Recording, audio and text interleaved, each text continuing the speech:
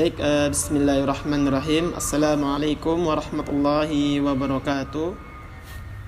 Alhamdulillah alladzi nahmaduhu wa nasta'inuhu wa nastaghfir wa na'udzu billahi min shururi anfusina wa min sayyiati a'malina may yahdihillahu fala mudilla lahu wa may yudlilhu fala hadiyalah. Alhamdulillah, insyaallah pada kesempatan yang mulia ini saya akan mempresentasikan sidang PKL STID Muhammad Nasir dalam prodi Studi Komunikasi Penyiaran Islam oleh Muhammad Agung Setiawan dan dosen pembimbing Dr. Ujang Habibi MPDI. Langsung ke latar belakang.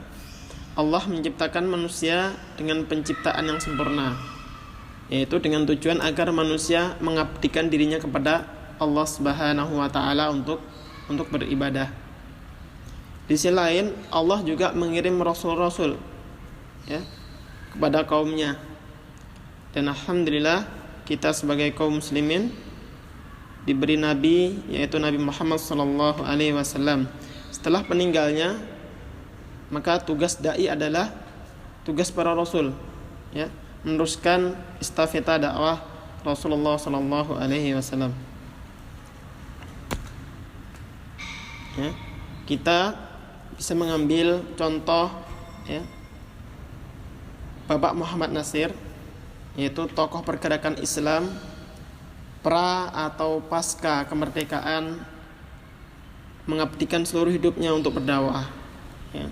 Kemudian setiap dalam berdakwah pasti ada tantangan.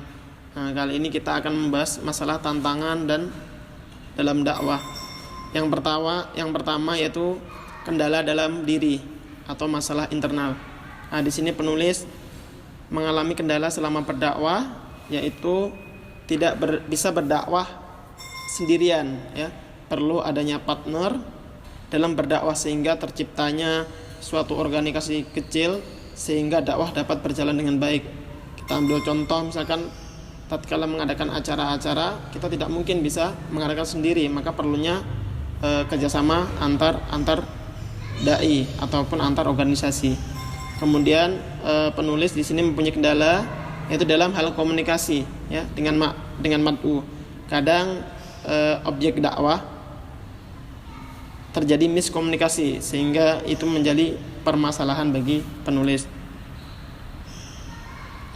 Kemudian keadaan pengetahuan agama ini menjadi masalah serius, tentunya harus diperhatikan oleh setiap juru dakwah.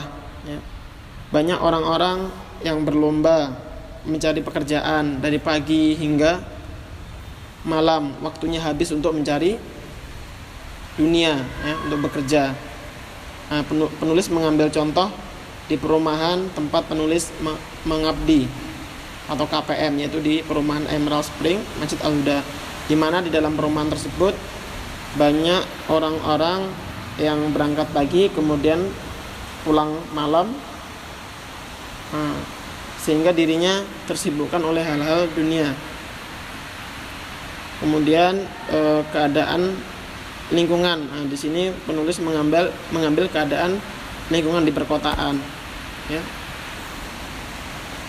Hidup di kota besar, bukan membuat orang semakin dekat dengan Allah, akan tetapi semakin jauh darinya, dikarenakan di lingkungan di perkotaan memaksa orang untuk bersaing atau berlomba dalam mencari hal dunia, bukan hal akhirat seperti itu.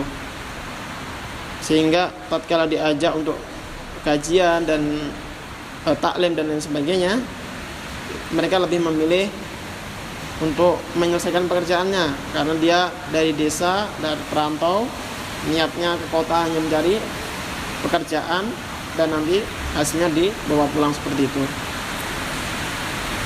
Kemudian penulis memiliki kecenderungan, yaitu selama menjalankan tugas praktek kerja lapangan atau biasa disingkat dengan PKL, dari sekian aktivitas yang penulis lakukan, maka penulis merasa memiliki kecenderungan terhadap hal sosial, baik itu berupa perlombaan atau kegiatan-kegiatan paksos dan sebagainya. Kemudian kecenderungan berikutnya, penulis memiliki kecenderungan dalam hal menulis, baik itu menulis artikel maupun menulis berita maupun reportase di media-media mainstream maupun media-media online. Karena penulis terinspirasi dengan pesan Dr. Adian Husaini, seorang penulis. Beliau mengatakan seorang dai harus bisa menulis, karena dengan menulis tatkala kita tidak ada, maka pesan kita tetap bisa bermanfaat. Tapi kalau kita cuma bisa berdakwah melalui mimbar dan hanya melalui kajian seperti itu, maka satu jam atau satu hari pesan tersebut udah lupa dimatu. Maka pentingnya variabel antara dai menulis dengan berdakwah seperti itu. Masuk ke bab berikutnya, yaitu pelaksanaan program PKL STID Muhammad Nasir. Yang pertama yaitu kegiatan pendidikan dan pengajaran. Kali ini penulis mengajar TPA. Yang pertama di Al-Kautsar, ini terletak di Magetan, di lereng Gunung Lawu, ya. Kemudian yang kedua mengajar TPA Al-Huda, ini di Bekasi Timur, tepatnya di perumahan Emerald Spring, ya. Kemudian yang ketiga yaitu mengajar di Panti Asuhan Ar-Rahmah Dewan Dakwah Kota Blitar, ya. Ini waktu pandemi, jadi penulis memanfaatkan waktunya untuk mengabdikan diri mengajar di panti asuhan tersebut. Kemudian mengajar tahsin di rumah jamaah, ini dilakukan juga di perumahan Emerald Spring seperti itu. Kemudian kegiatan yang kedua yaitu tentang penelitian dan penulisan karya ilmiah.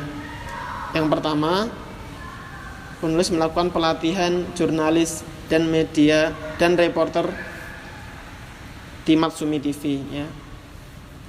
Ini dilakukan di Kemayoran, di perumahan seperti itu. Kemudian berikutnya penulis mengikuti daurah aliran sesat di Indonesia yang diadakan oleh kampus STID Muhammad Nasir. Kemudian melakukan pelatihan jenazah, ya, bagaimana cara memandikan dan bagaimana cara mengafani sebagai bekal sebelum kafilah dakwah 2020. Kemudian menjadi peserta pelatihan bekam, ya, Timbun Nabawi seperti itu. Kemudian menulis Mosi Integral Nasir. Nah, ini penulis menulis di media-media online seperti Harian Indonesia Post, ya, ini dipost oleh salah satu media online yang sangat terkenal di Indonesia.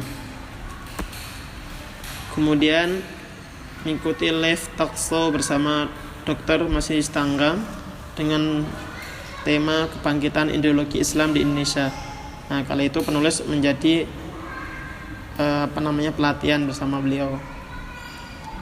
Berikutnya penulis menulis artikel ilmiah, yaitu 10 November di berbagai media online. Jadi tatkala hari pahlawan, maka penulis memanfaatkan untuk mengadakan menulis, ya. Jadi berupa artikel. Kemudian penulis juga mengikuti pelatihan. Nah, ini awal mula bagaimana penulis bisa menulis di berbagai media, itu dengan mengikuti pelatihan menulis ilmiah bersama Dr. Husaini yang diadakan di Depok, di pesantren At-Taqwa, tempat Dr. Husaini tinggal sekarang ini. Kemudian yang tidak kalah penting, penulis mengikuti daurah tahfidzul Quran di Pondok Walil Quran Tangerang. Ini untuk ziyadah, menambah hafalan penulis. Kemudian kegiatan yang ketiga yaitu kegiatan kemasyarakatan dan keagamaan. Ya. Yang pertama, penulis mengikuti KPM, Komunitas Pencinta Masjid, ya, sebagai peserta dan bertempat di Masjid Al-Huda, Emerald Spring, Duren Jaya, Bekasi Jaya, Bekasi Timur. Kemudian mengikuti kafilah dakwah di Jawa Timur. Nah, selepas semester 3, semester 4, liburan semester, 10 hari sepulang dari Jakarta, penulis langsung ke tempat tugas, ya. yang ditugaskan oleh Jawa Timur. Kemudian aksi Mujahid 212 dengan judul Selamatkan NKRI sebagai peserta. Kemudian reportase Reuni Akbar 212 bersama Matsumi TV. Kali ini penulis sebagai reporter memberikan kabar seperti itu melalui media mainstream. Kemudian meliput acara Dewan Dakwah yang mengucapkan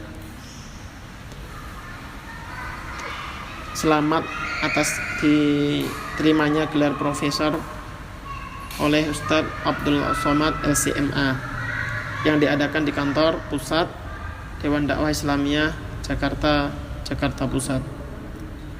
Kemudian berikutnya yaitu reportase jurnalis muda dengan judul Song-Song Hari Pahlawan. Ini dilakukan pada 10 November juga.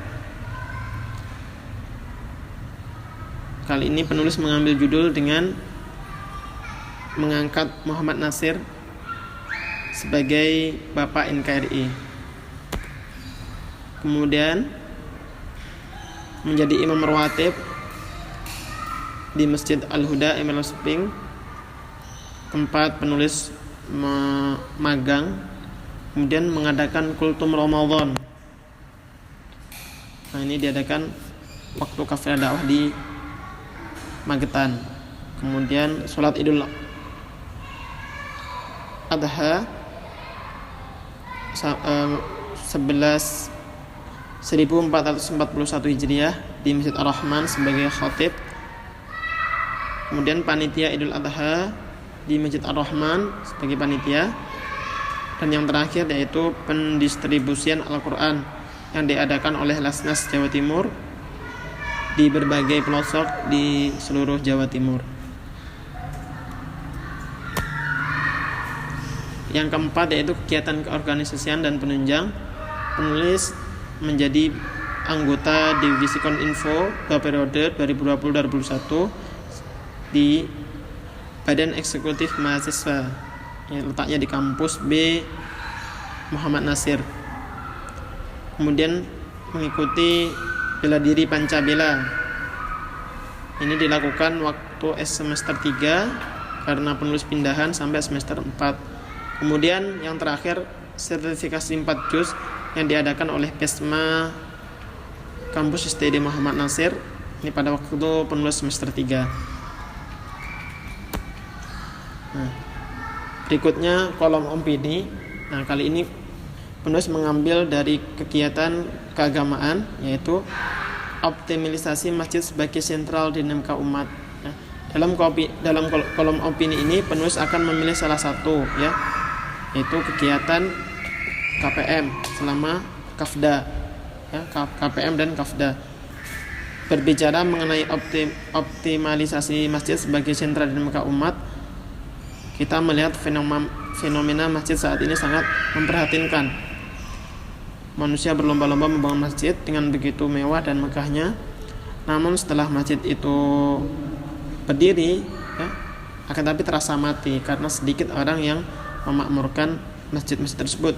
Bahkan ketika azan berkumandang hanya sedikit yang melakukan sholat berjamaah. Kemudian menurut Muhammad Nasir, seorang ulama dan negarawan, menyebutkan dalam bila berdakwah, usaha membangun masyarakat yang islami itu ada 3. Yang pertama masjid, yang kemudian kampus, dan yang ketiga adalah pesantren. Nah, pada opini ini penulis berfokus pada masjid. Untuk menciptakan masyarakat yang islami, karena masjid merupakan pesantren bagi masyarakat, artinya apabila masjid dapat memberi pengaruh besar bagi masyarakat sekitar dari aspek ekonomi, maka masjid tersebut akan makmur karena di sekelilingnya juga makmur. Kesimpulan dari PKL yang saya paparkan tersebut, yang pertama, program praktek kerja lapangan ini sangatlah membantu dalam perjalanan dakwah penulis selanjutnya, karena dalam kegiatan-kegiatan yang telah penulis lakukan, penulis dapat ilmu baru serta pengalaman yang sangat berharga. Diharapkan ilmu-ilmu pengalaman tersebut ketika nantinya penulis menemukan problematika yang sama akan mempermudah dalam menyelesaikan problematika yang sedang penulis hadapi. Kemudian yang kedua, berdasarkan seluruh kegiatan yang telah penulis lakukan, penulis cenderung menjadikan media online untuk berdakwah. Dalam hal ini penulis menjadikan media online untuk menulis, karena dengan menulis efeknya bisa dalam jangka lama di mad'u, sedangkan bila hanya berdakwah di mimbar mungkin 1 jam sampai 1 hari pesan dakwah sudah lupa dalam ingatan jamaah. Di sisi lain, dengan kemajuan teknologi, banyak informasi-informasi yang hoax yang beredar di masyarakat, sering menyudutkan Islam. Problem adalah salah satu yang harus dicekal para dai, yaitu membuat opini-opini sesuai data agar masyarakat bisa mengetahui mana berita bohong, mana berita yang sebenarnya. Kemudian pesan kepada para mahasiswa STID Muhammad Nasir, yang pertama, dalam melaksanakan PKL, sebaiknya mahasiswa melakukan pelaporan berkala kepada pembimbing. Jadi jangan di semester akhir langsung membuat, jadi agak keberatan. Kemudian yang kedua, itu bagi mahasiswa, khususnya bagi penulis, agar sering-sering membaca buku. Dengan membaca buku kita akan luas wawasannya, seperti itu.